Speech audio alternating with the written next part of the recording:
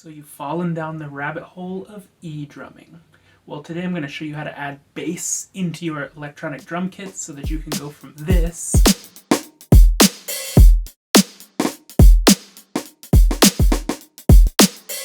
to this.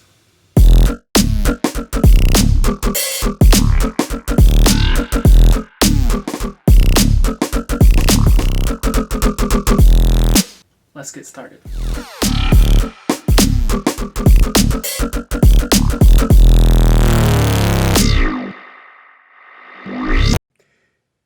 Alright, now as you can see here, I've got the drums that I just played at the top of the tutorial.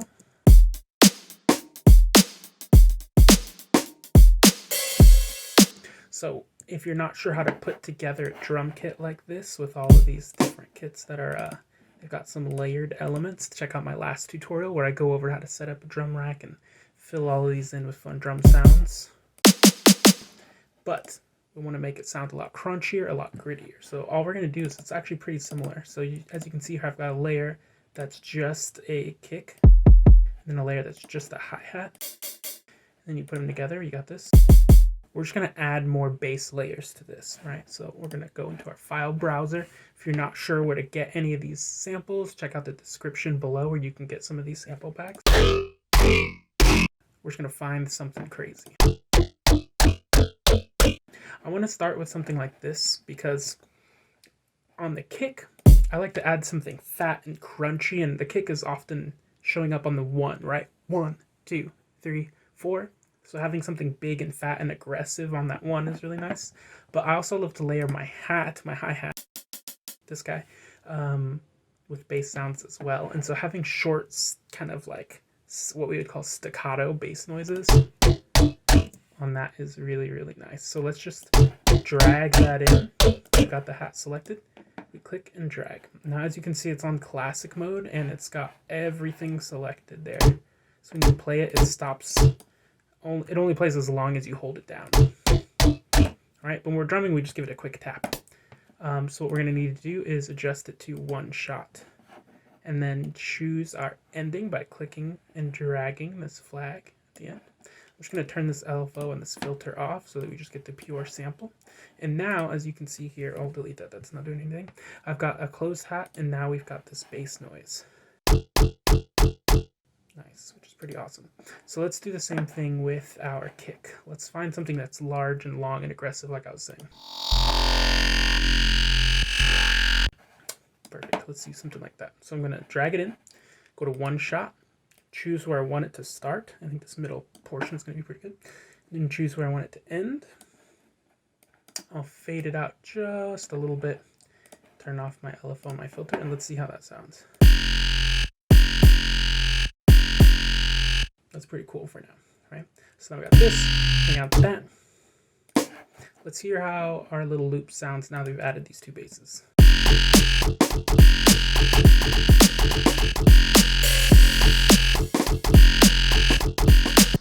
Pretty cool, but as you can see, now they're playing at the same time, which sounds really messy and kind of chaotic. So I'm going to show you a quick tip to make sure that your basses play together well.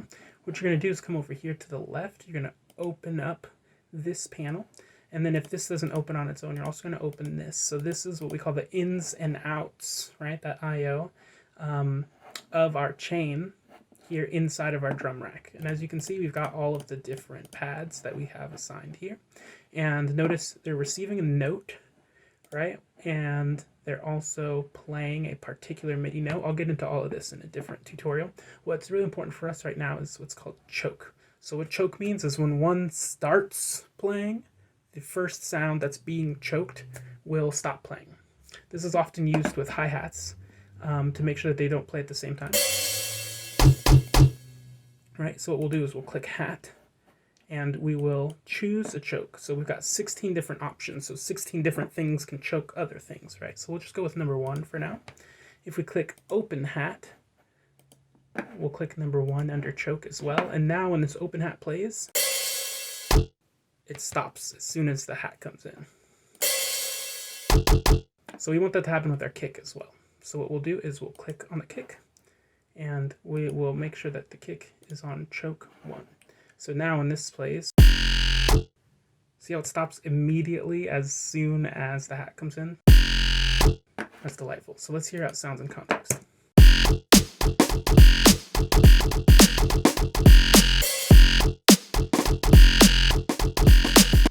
It's getting there. Pretty saucy. I think I might choose a different section of this bass line, turn it up a bit.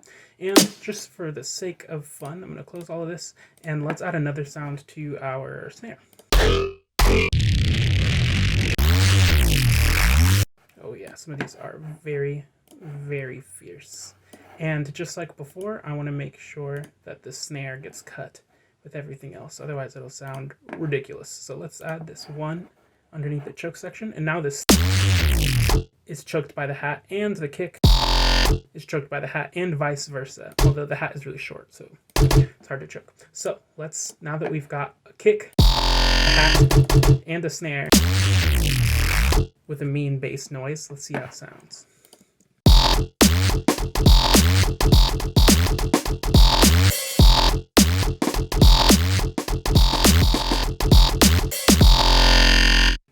Very cool.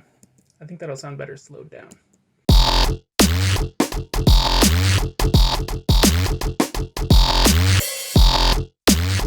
Nice. And you can get way crazier. This is just the beginning, but this is how you'll start to add in noises.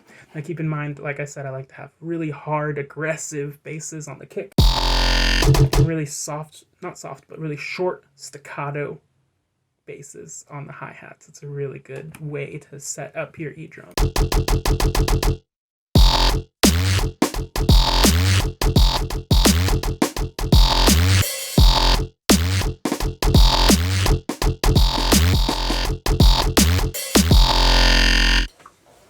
If that was helpful, don't forget to like and subscribe.